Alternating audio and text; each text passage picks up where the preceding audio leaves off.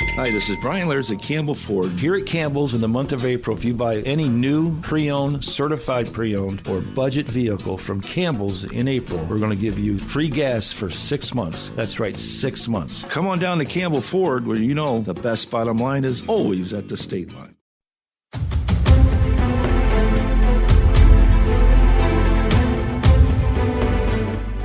Welcome back to Comic Book Storylines, everybody. I'm glad to have you here. I'm Brian Sorensen. You also know me as Bri the Comic Book Guy. You can reach out to me on my Instagram at Bri the Comic Book Guy, or I'm on Threads now at Bri the Comic Book Guy. You can see me on there, or you can email me brithecomicbookguy@gmail.com. So this week we're going to start a multi-week adventure again. These storylines are pretty complex and long, so we're going to take some time to delve into these.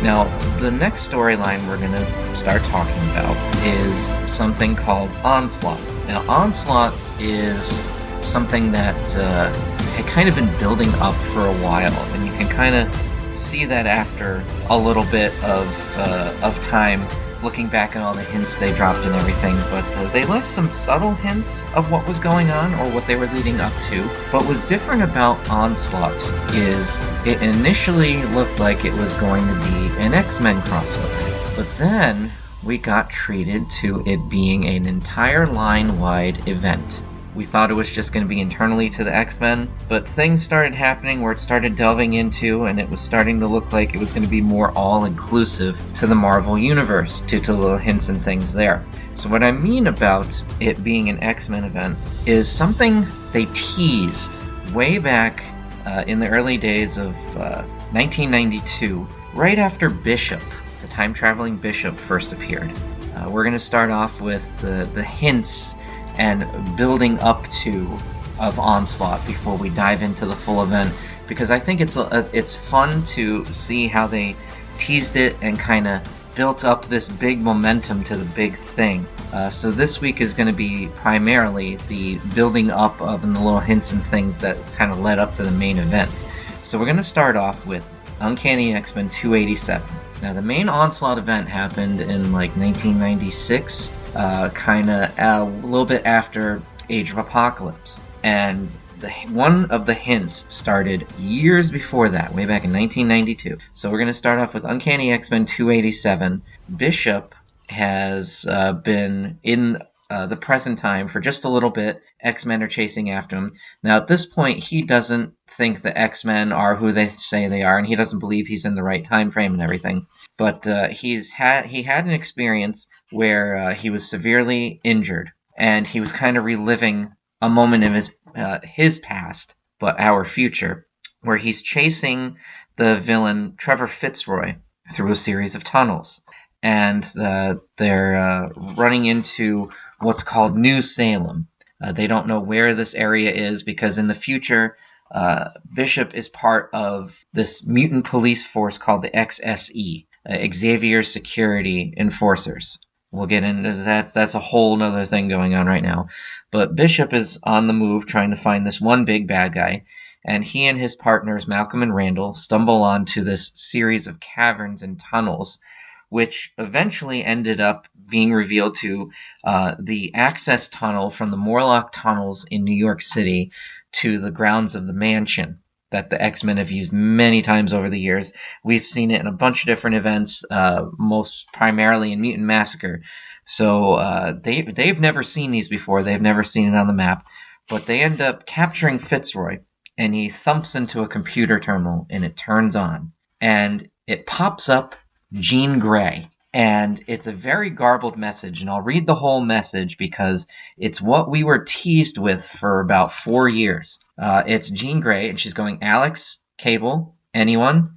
And it's barely garbled communications. It's don't even know, transmission being received, taken total, unaware, both teams, and decimated, mansion security deactivated from within, betrayed by one of our own. And they're like, wait a minute, is this Jean Grey? Have we stumbled onto the war room of the X-Men? And she continues, Professor Xavier was the first to die. Only one left, powers negated. Our own fault, really. Never should have trusted. We knew so little about. and then an explosion, and she goes, you may have killed the X-Men, but the dream will never die. And it fades out like somebody killed her. So then they're like, who killed Professor Xavier? So you're like, oh, okay. So later on in that little vision, Bishop goes to see who the witness is in this prison called the Pool. And he goes in to talk to somebody, and his name is LeBeau, Gambit. So we see a future Gambit who's in prison, and Bishop says, I discovered the Xavier Sanctum. And he goes, yep, no secret's safe from me. He goes, but I have evidence that suggests they were murdered by another X-Men. I knew it, I saw it, what of it? Was the traitor ever caught? But he never answers Bishop. So Bishop came to the present with the knowledge that the X-Men were betrayed. And he, since that issue up until everything that we're going to discuss in the coming weeks, he thought Gambit was the traitor of the X-Men. Now, it was a little thing that was progressing throughout the years, little hints and everything. Bishop was obsessed with trying to find out who the traitor of the X-Men was, and hell-bent on finding out who it was. We'll get to eventually catching up with that, because the message is something that comes up a little bit later. So let's flash forward to, it was just after the return to normal with the Age of Apocalypse. Flash forward to 1995. They started leaving more hints. And it was just after the X-Men and everything got returned to normal.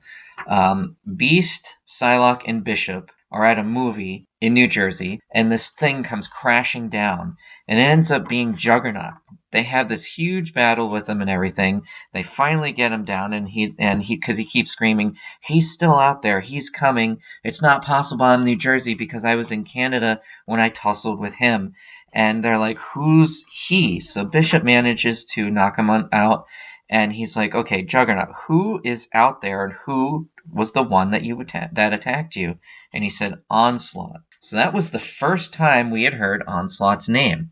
So we keep going into progression of little hints and everything.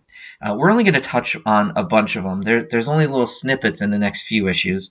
X-Force number 46, we see the mutant character Mimic. He's got these weird new abilities and everything, and he seems scared of something, but at the end of the issue, he ends up vanishing, and they're like, what could make somebody just disappear like that?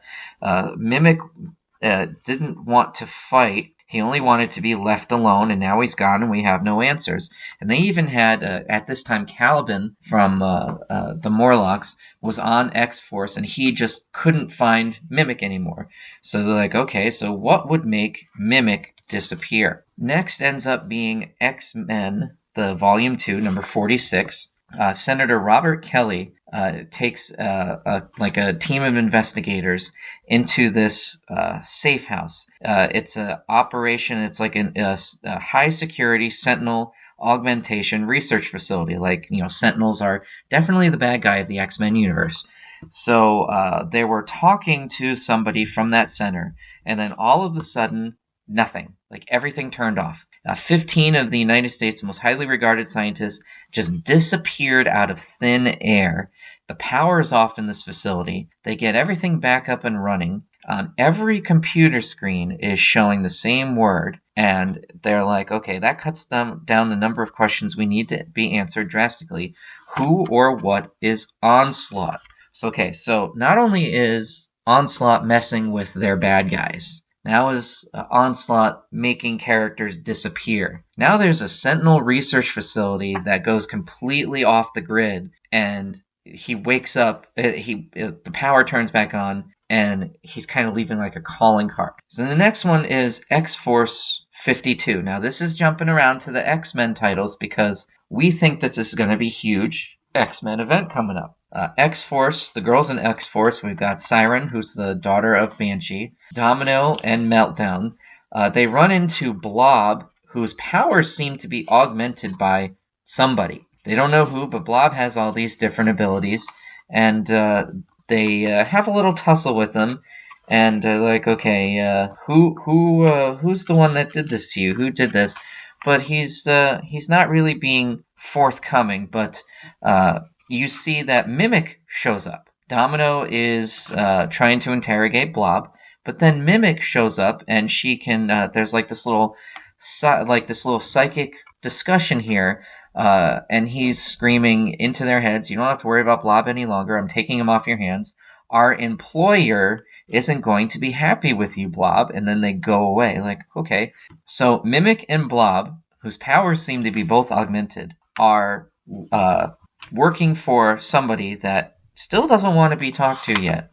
Now, I forgot to mention this. When the girls from X-Force came into this facility, they dropped down into this big, like, abandoned facility, and painted on all the walls is the name Onslaught. So it's the next kind of little hint that we got that obviously this is the dude's name that we're dealing with here.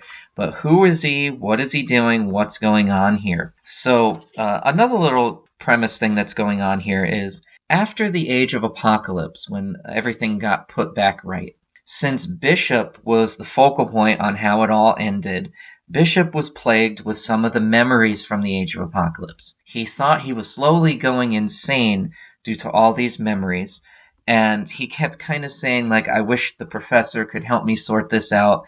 And since the Age of Apocalypse up until this point, Bishop was plagued with, am I going crazy?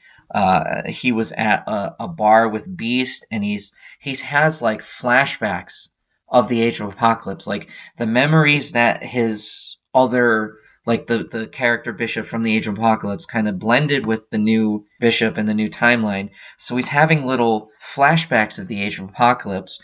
Since he's with Beast, he calls him an agent of Apocalypse, leave him be, because Beast obviously was one of the bad guys in the Age of Apocalypse.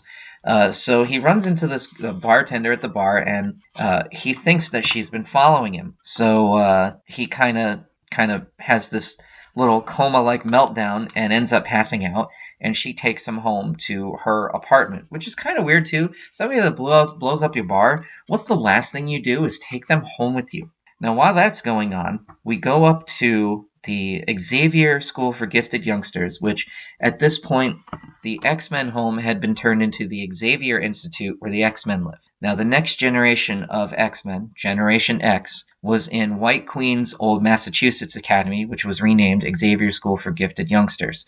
Banshee and White Queen are the leaders and the teachers of Generation X. Now, they have this one character, Chamber, who has some sonic abilities, and they also have this character who's been showing up off and on, but hung out with Generation X for a long time, the Australian Outback dude Gateway, who can open these portals everywhere with this little sling thing that he has. Now, we saw him in the Age of Apocalypse too, but in the normal universe, Gateway doesn't talk. They can't talk to him. He just kind of does things on his own, and something's like there's like this electric thing going on outside the Xavier Institute. Banshee goes over to see what's up, and a couple of the Generation X members, Chamber and Monet, are standing right next to Gateway, and they're like, okay, what's he doing? Now, Gateway opens up a portal and swallows up Chamber. And they're asking Gateway what's going on. And M, who has like the Monet, who has these little sonic powers,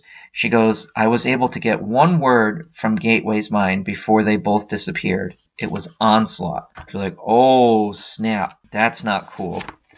So this doesn't have a ton of relevance to the Onslaught storyline, but it does have some significance a little bit later on to just make sure everybody's caught up to speed.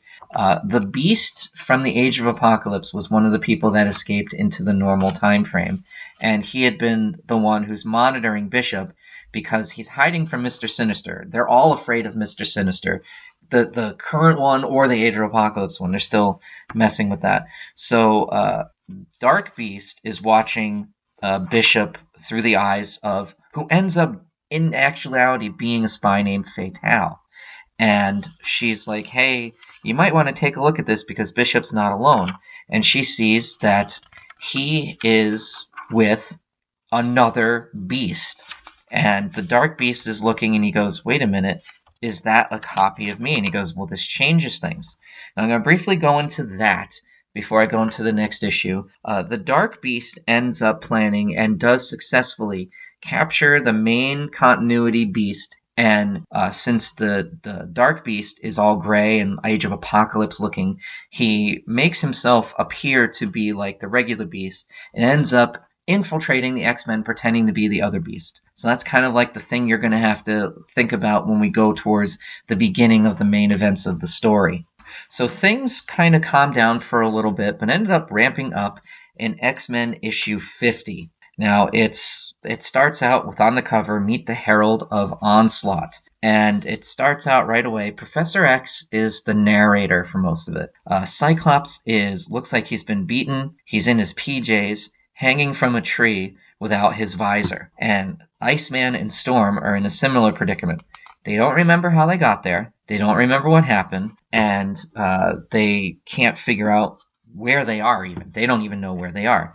But then you find out that Wolverine is with them. Wolverine pops up, and he wasn't even at the mansion when he was ambushed by whoever. And he looks like he was beat up too. So they roll over Iceman, who's unconscious, to see if he could figure out who it was. But Iceman's chest, in his ice form, is completely shattered. Like, you can see totally through it. So they're already like, what's going on here? Now, meanwhile, they're all in their PJs, and this is going on. Then we go back to the mansion. We see Gateway pop up. Gateway is in Professor Xavier's bedroom. That's a little insulting, isn't it? You don't even knock on the door. You just teleport into the man's bedroom. Here's Professor Xavier, right? So he teleports in, and he's talking to Gateway, you're not going to take me. Bishop comes in, guns blaring, and Gateway deflects all the bullets, and they're like, okay, you have like the count of 3 to tell me what's going on, and what have you done with the others? Because they've already seen that the others have been abducted from the mansion. Gateway is the one that ended up teleporting them away. Phoenix comes in, Jean Grey, knocks Gateway unconscious, and they stopped him from teleporting the professor away. So the X-Men that are disappeared, it's Wolverine, Storm, Cyclops, and Iceman, they're getting kind of tense. And Wolverine and Storm are talking, and Wolverine is getting like really ticked off, and he lunges at Storm, but it's not Storm that he's lunging at. He goes behind her, and he's holding on to somebody that's invisible. So she pushes him into him, and there's like this cloaking field around him. So he ends up popping his claws, and they're bone, by the way, because of the events in Fatal Attractions when Magneto ripped the skeleton metal bones out of Wolverine. He discovered that his claws were bone, and that he had bone claws. And that is when Professor Xavier shut down Magneto's mind in like a moment of frustration, like never again are you going to do this. So this is still kind of like an after effect of all that. So this cloaking field drops, and Wolverine is being grabbed by this guy named Post. But he doesn't say what his name is right away. He says, Onslaught is impressed. You were able to disable my cloaking device barely into the test. So like, oh, so Onslaught, this is the guy that wounded Juggernaut. And he goes, no. You misunderstood me. That's my creator. I am only transmitting the results of this test to him. I am just a little extension of the glory that is Onslaught. So he pushes them both away, re-engages his cloaking device, so they're like, okay, so we're being tested. And while that's going on, Banshee gets on the horn, and he's talking to the X-Men about when Chamber was taken. So then this is after the issue ended, where Banshee says, Chamber was taken, and then he was brought right back as if nothing happened. So they're trying to figure out why the 4 X-Men that were taken were taken. So Gateway regains consciousness, and all the X-Men are there, and they're asking him all these questions. And then suddenly Professor X and Jean Grey, they get this like tingle from a mental assault. And this kind of rainbow-looking mask of sonic energy appears between Gateway and them. Gambit and Bishop get ready to attack. They're like, okay, we know better. We're X-Men. This is a sonic being, so we're not going to be able to do anything. So back to the X-Men that are dealing with Post. Iceman and Cyclops kind of come up to Wolverine and Storm, and Wolverine explains the situation. And the X-Men, this issue shows how much of like a team player they all are, and how they can all just like do the same thing and like know what each other's doing and kind of get into this team vibe. Because don't forget, it's not like the Avengers or things like that. The X-Men live together, they're friends, they're family, so they've been working together and doing these things for years. So they prime up all of their powers to trick Post and end up knocking him out of his cloaking device, and he's just full-on attacking them as it is. And Cyclops and Wolverine are kind of taking it to him. But then back at the mansion, Beast comes out and he figures out what's going on. Storm, Iceman, and Cyclops are energy manipulators, with Wolverine tossed in for tactile and sensory response and contrast. Now he says the most fascinating aspect of this Onslaught is that he seems to be this omnipotent character, to be really powerful, but he ends up storms in, taking everyone as he leaves. So why would he be doing this? And maybe he took them to the source of his power, which they're like, okay, did they take him somewhere where Onslaught is in control? But it ends up being Post, because Post can manipulate environments around him. So it was kind of meant to be a test of Post's ability to be in a stable environment and throw the X-Men off guard. But Storm, Wolverine, Cyclops, and Iceman, they get the best of them, and they end up ticking Post off. Like, he goes, okay, now I'm just going to kill you. Onslaught wanted me to test you, but you guys are really ticked me off. They do end up coming back and rallying against Post. Now, back at the mansion, they are saying Gateway's best efforts to deliver Chamber to this Onslaught, because he has this raw sonic energy, didn't happen. So why would he reject him and then come back for the Professor? So like, okay. And Gateway is not being affected by this at all, and Beast is like, all right, tell me if we're getting warmer or colder. Now they're getting frustrated.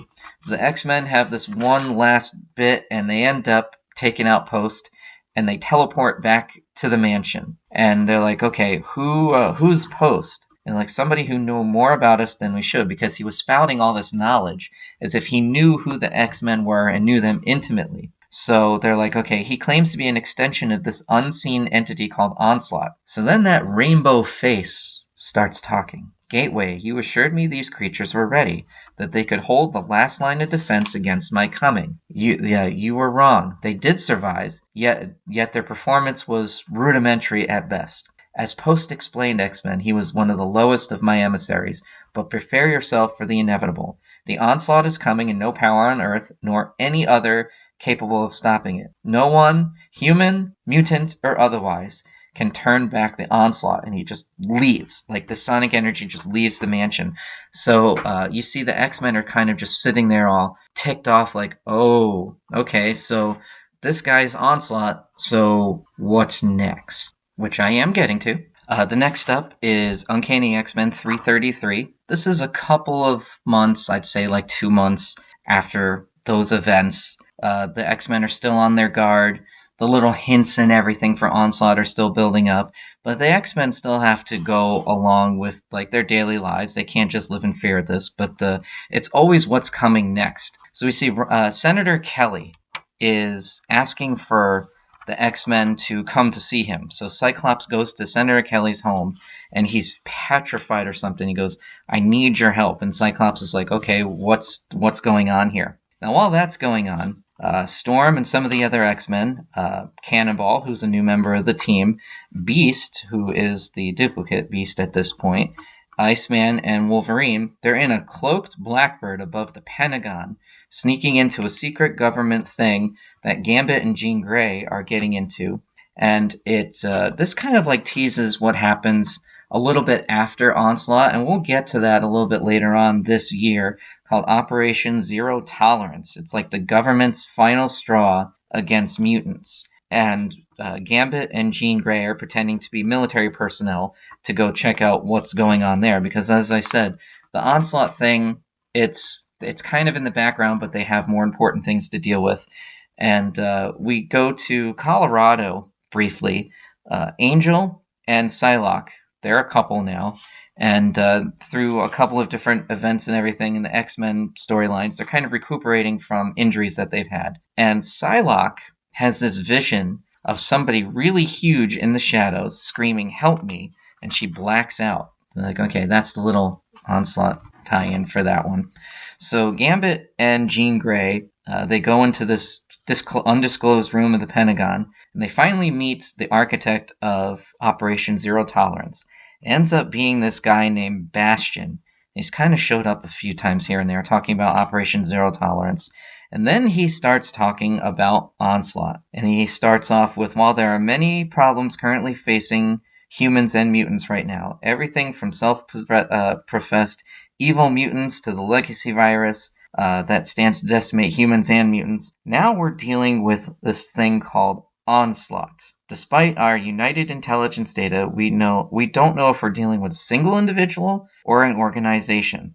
It is clear that this is the destructive, malevolent force that is making its presence felt all over the planet. Now, Gambit has this little internal monologue. How can Onslaught be doing all this without the professor knowing about it? Like, okay. So what's going on there? How come the professor doesn't know about it? And above the Pentagon meeting, the professor is saying, I'm concentrating. I'm trying to mentally eavesdrop on the presentation below. And Storm's like, I thought you couldn't do it. And he goes, shush, I was wrong. Cease this distraction. So Bastion is talking about how a scientist was found from that Sentinel research plant with no memory of the 6 months she spent working at the project. So somebody was able to go in and erase all of the scientist's 6 months of memories. And Bastion pulls out an energy weapon and immediately points it at Gambit and Jean Grey, and he knows who they are. They're compromised. So they end up making it out of the meeting, and they come out of the Pentagon. But there's this whole army of UN soldiers that's totally sleeping. Like, everybody's sleeping. Gambit is like, what's going on here? But he can't see. Onslaught appears to talk to Jean Grey. And he's like, your allies can't see me. And Jean's like, it was you who made these soldiers passed out, who helped us escape. And he goes, yes. He goes, consider it a gift. And she goes, why? And then we turn to Psylocke and Angel. They kind of recoup from what's going on, and this large shadowy figure is looming over them, and she goes, "This something tells me whatever's living in the shadows, it's not going to be friendly." And it ends up not being friendly. I'm just going to spoil on that one. So we're going to get to maybe a few more issues, since a lot of these are just teasers. We're going to get to Excalibur 99. Where what they did was, in their brilliant wisdom to get people to buy a bunch of different other books, is they put Onslaught updates inside of what's going on and everything. And there's nothing really that ties this issue to the Onslaught appearances, other than one of Excalibur's bad guys is kind of in the background doing whatever that they're doing. And it turns out that bad guy is working for Onslaught. And Onslaught appears. So it's the first time you actually get to see this full armor of what Onslaught looks like. It's like this big, muscular, like claw-looking thing with a helmet on. It looks kind of reminiscent of Magneto with the helmet on and everything, but it's a little bit more complicated than that. So he's pointing to this bad guy, and he goes, "Soon there shall be a gathering. Are you ready?" Now, this Onslaught seems to be going around and just pulling all of these people out of the X-Men universe, bad guys and everything, on what is going on and who's doing what. So I think that's where we're going to leave it off with this week. There's still a bunch more lead-ins to talk about, but we'll cover the rest of the lead-ins that lead up to the beginning of the event next week. So like I said before, this was a different type of event. Usually the first issue of whatever the crossover or event is kind of like a little brief ramp up. Something happens, and then the rest of the event is figuring out who's doing what, how to fix it, how to defeat the bad guy or whatever. So this was like very calculating, like they dropped little subtle hints, and this Onslaught was slowly making his rounds to all of the X-Men bad guys, all of the X-Men characters, kind of like toying with them. And it does seem like he's really toying with them, and he's testing them too, as we saw in X-Men 50. He's testing some of the best X-Men, two of the older ones, the oldest ones, the first one, and some of the fiercest ones, obviously Wolverine. And he's also testing some of the younger ones, like he goes and takes Chamber, but then brings him right back, but then tries to go for the Professor.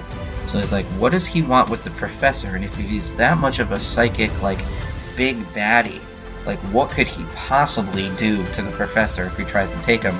Obviously, Professor X is really powerful, or else he would have taken him already. but then there's little subtle hints that have been left behind that Onslaught's doing things, but the professor isn't saying anything, and he's not doing anything about it other than just kind of listening in. So we'll get to what that all means in next week's episode.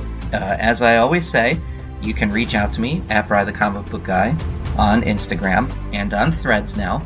You can look me up, Bri the Comic Book Guy at gmail.com.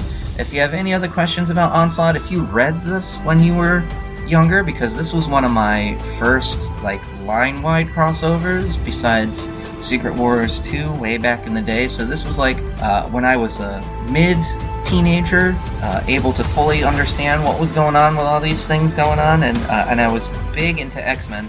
So I was already collecting everything X-Men, so I was full in on this. So a whole lot crossover with the X-Men, and then it turns into a line-wide event so that I can start seeing all the other titles and all the other Marvel superheroes, which we'll start seeing being brought into this thing in the weeks to come. So until then, thanks for listening.